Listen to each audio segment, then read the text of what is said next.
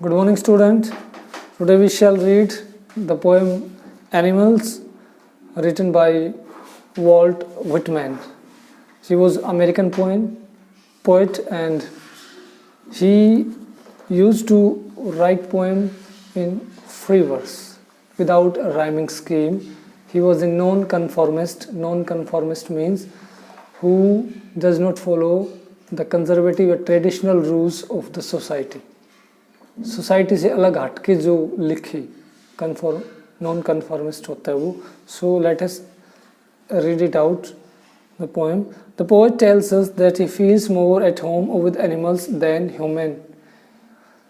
जो पोएट है वो ये कहता है कि इंसान से ज़्यादा वो एनिमल्स को प्रेफर करता है. Home he finds complicated and false. और इंसान को वो कॉम्प्लिकेटेड, उलझा हुआ और झूठा, लायर मानता है, इसलिए वो एनिमल्स को प्रेफर करता है. I think I could turn and live with animals, they are so placid and self content. Walt Whitman कहता है कि I think I could turn, कहता है मैं सोचता हूँ कि मुझे टर्न यहाँ पे मुझे क्विट कर देना चाहिए इंसानों को और लिव विद एनिमल्स, और एनिमल्स के साथ रहना शुरू कर देना चाहिए. क्यों? Because he thinks that human being is very ग्रेडी by nature and he always run after money. He doesn't value the moralities of life, so he want to join animals, prefer animals. they are so placid. वो कहता है कि they are so placid, वो इतनी quite, शांत, satisfied, self contented है कि इसलिए वो चाहता है कि वो एनिमल्स को ज्वाइन करे. They are contented and quite and peaceful life वो जीते हैं. I stand and look at them long and long. कहता है कि मैं खड़ा होता हूँ और उनको, एनिमल्स को लॉन्ग एंड लॉन्ग टाइम तक देखता रहता है. They do not sweat and wine about their condition. वो अपनी दशा के ऊपर न तो रोते हैं, बिलखते हैं, जैसे इंसान अपने on the basis of his performance, if he is failed to do something, he fail repentance. So इस तरह से जो एनिमल्स हैं वो नहीं करते, ना वो ज़्यादा मेहनत करते, इतना ही करते जितना उनका काम चले. they do not run after money or materialistic things. whine about their condition, और ना अपनी कंडीशन पे वो रोते हैं, जैसी है वो हैप्पी रहते हैं. they do not lie awake in the dark and weep for their sin. ना रात को वो जागते हुए रहते हैं क्योंकि उनकी जो लाइफ है वो पीसफुल और हैप्पी रहती है. और and weep for their sin, और अपने पापों के लिए जो इंसान करता है फिर वो पछताता है, वो ऐसा वो नहीं पछताते, न रोते, न रिग्रेट फील करते. They do not make me sick discussing their duty to God. और वो कहते हैं ना ही एनिमल्स मुझे सिक यानी कि एम्बेरस करते हैं telling me about their duty to God. जैसे इंसान कहता है मैं बहुत बड़ा भक्त हूँ, I am very religious by nature.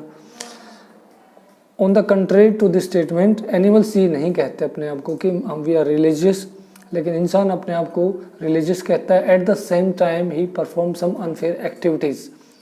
वो अपने आप को रिलीजियस कहता है, गुड कहता है कि मैं गॉड का के प्रति अपनी ड्यूटी परफॉर्म करता हूँ, लेकिन वो पाप कर्मों में भी इन्वॉल्व रहता है. लेकिन whereas animal does not do this. Not one is dissatisfied and not one is demented with the mania of owning things. कहता है इनमें से कोई भी न तो असंतुष्ट होता है, यानी सब हैप्पी रहते हैं. और डेमेंटेड विद मेनिया, ये बीमारी होती है इंसान में, ये बीमारी होती है कि भाई ओनिंग थिंग्स, चीज़ों को, मेटेरियलिस्टिक थिंग्स को कलेक्ट करता है वो अपने आप को और ज़्यादा हैप्पी बनाने के लिए. ये एनिमल्स में ये बीमारी नहीं होती. कहने का मतलब ये है, the poet want to convey the message very clearly that animals are leading a quite peaceful and satisfied life, whereas human being does not live a happy life. He runs after money, he forgets his relationship, he is suffered from mania, which is mental disease, he runs after the things of luxury, और वो इन चीज़ों के चक्कर में वो satisfy नहीं रह सकता, वो दुखी रहता है, यानी human being. Not one kneels to another nor to his kind that lived thousands of years ago, ना वो अपने से बड़ों के सामने एनिमल्स झुकता है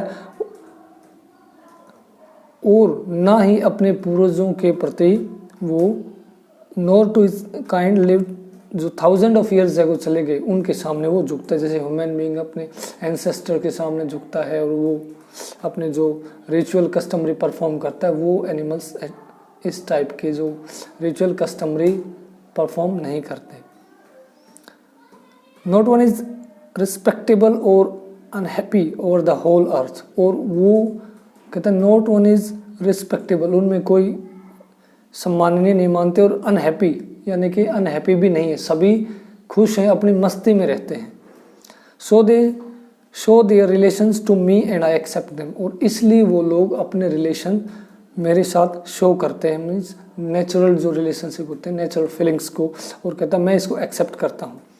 दे brings me token of myself, they evince them plainly in their position, और वो अपने टोकन्स यानी अपनी क्वालिटी को, जो नेचुरल क्वालिटी को मुझे शो करते हैं, मुझे दिखाते हैं, जो माई सेल्फ मेरे अंदर भी कभी हुआ करते थे। यानी कि ह्यूमन बीइंग जब in the beginning of human existence man was not so greedy as that of he is today, जितना आज है उतना ग्रेडी पहले नहीं होता था। तो इसके ऊपर अपने वो पॉइंट ऑफ व्यू रखता है वॉल्ट विटमैन के पहले लोग सादे होते थे, सादगी पसंद होते थे, ना थिंग्स ऑफ लग्जरीज के पीछे रन आफ्टर करते थे, मनी की ज़्यादा जरूरत नहीं थी। आज के दिन every one is running after money, every one is selfish.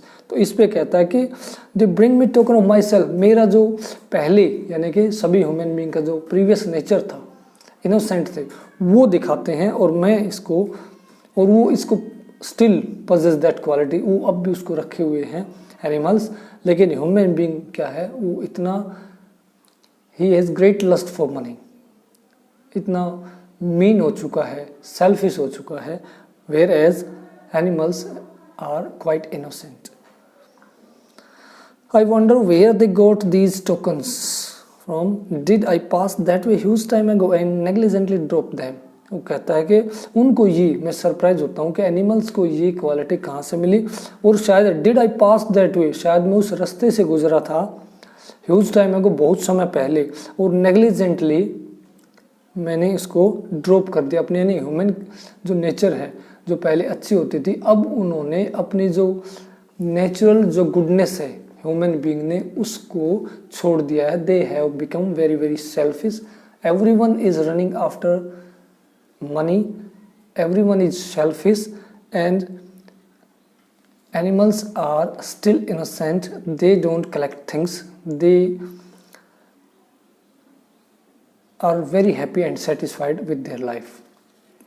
Vault Whitman यही कहना चाहता है कि through this poem that animals are far more better than human being, because human being is very selfish, whereas animals are not selfish.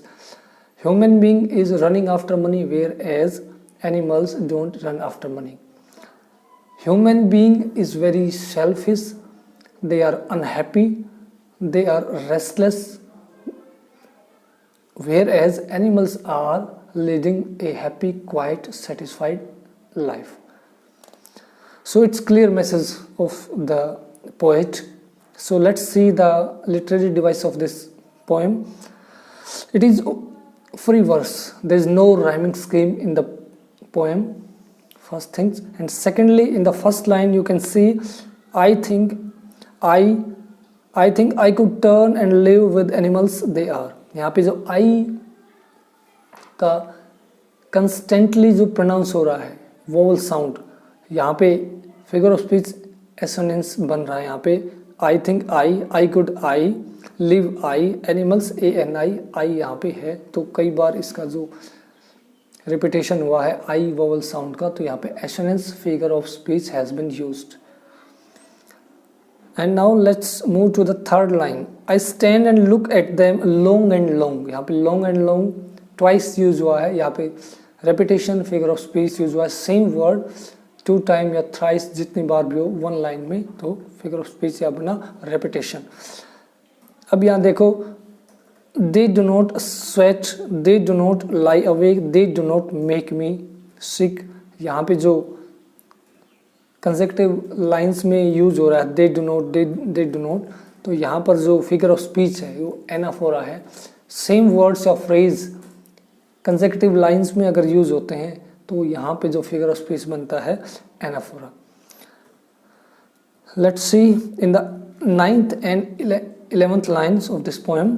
यहाँ पर जो note one यहाँ पे यूज हुआ है, 9th में नोट 1, 11th में फिर नोट 1 यूज हुआ है, तो यहाँ पे फिर एनाफोरा फिगर ऑफ स्पीच हुआ। सेम वर्ड फ्रेज यूज हुआ ट्वाइस। और यहाँ पे 13 line, they bring me tokens of my self. यहाँ पे टोकन का मतलब यहाँ पे एक मेटाफोरिकली यूज किया है राइटर ने, तो यहाँ पे मेटाफर जो figure of speech has been used. So student, hopefully you have understood this poem and enjoyed well. Work hard and try to read it as many times as you can, and have a great day.